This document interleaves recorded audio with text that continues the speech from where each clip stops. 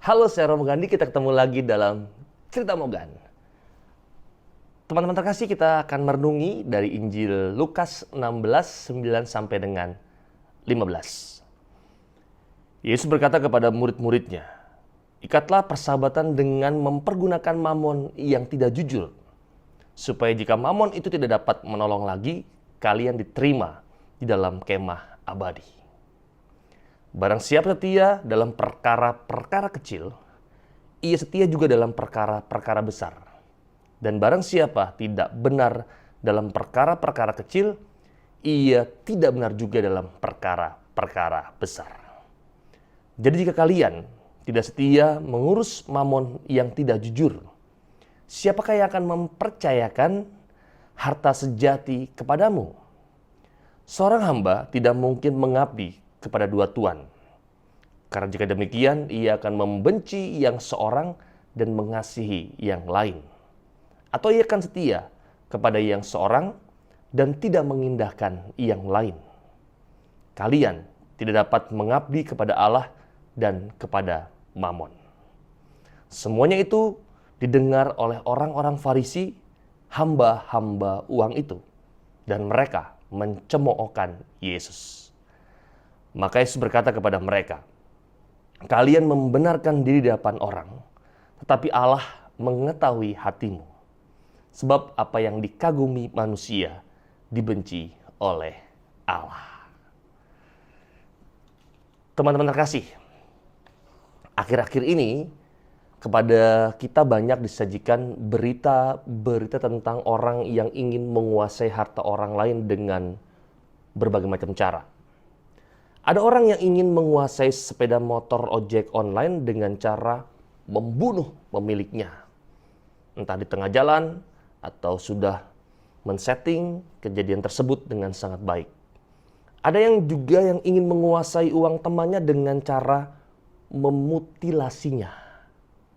Sangat luar biasa kejam. Bahkan ada juga anak yang membawa ibunya ke pengadilan itu gara-gara uang warisan.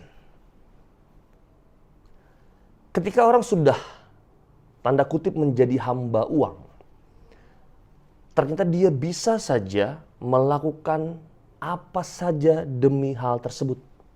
Termasuk juga menghancurkan relasi dengan sesama, bahkan dengan orang tua yang sungguh mencintainya.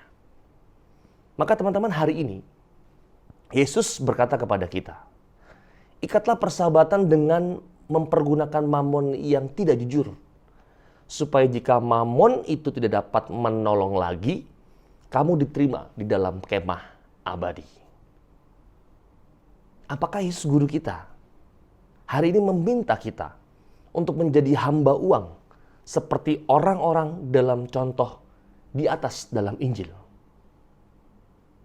Ternyata konteks perkataan Yesus hari ini masih berkaitan dengan perumpamaan tentang bendahara yang tidak jujur yang kita renungkan pada hari yang kemarin. Jika bendahara yang tidak jujur saja mampu mengelola keuangan tuannya untuk mempersiapkan masa depannya sendiri, maka demikian juga kita seharusnya mampu mempergunakan harta yang kita miliki untuk masa depan kita, yakni adalah kehidupan kekal.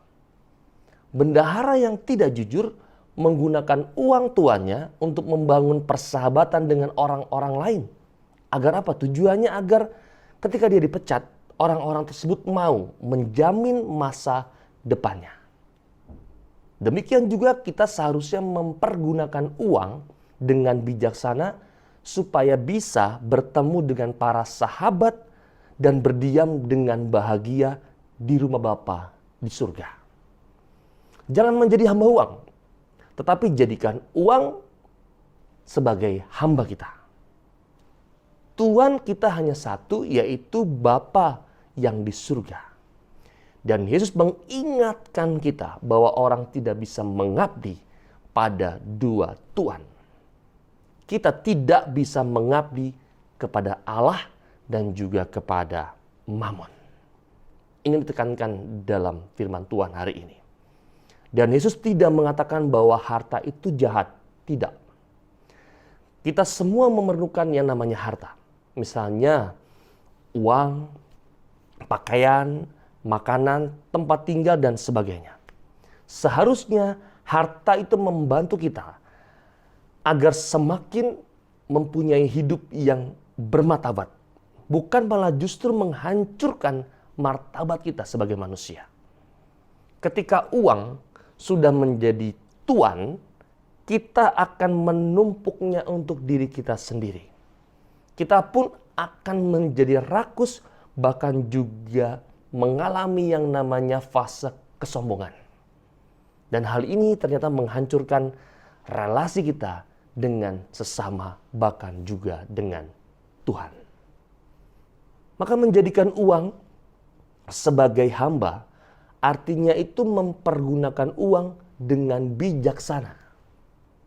Kita bisa mempergunakan uang untuk membantu orang-orang miskin atau untuk membantu pelayanan amal kasih lainnya yang juga ditentukan oleh gereja.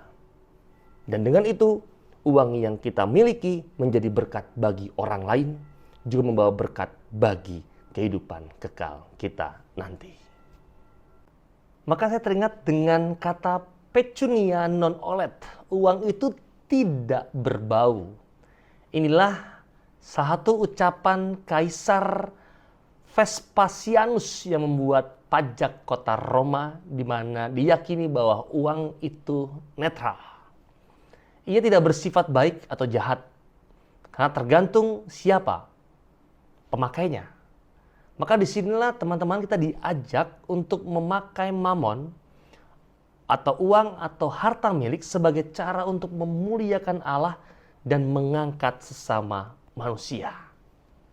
Kalau kita melihat dari kata mamon sendiri berasal dari kata Aram yang berarti uang atau laba.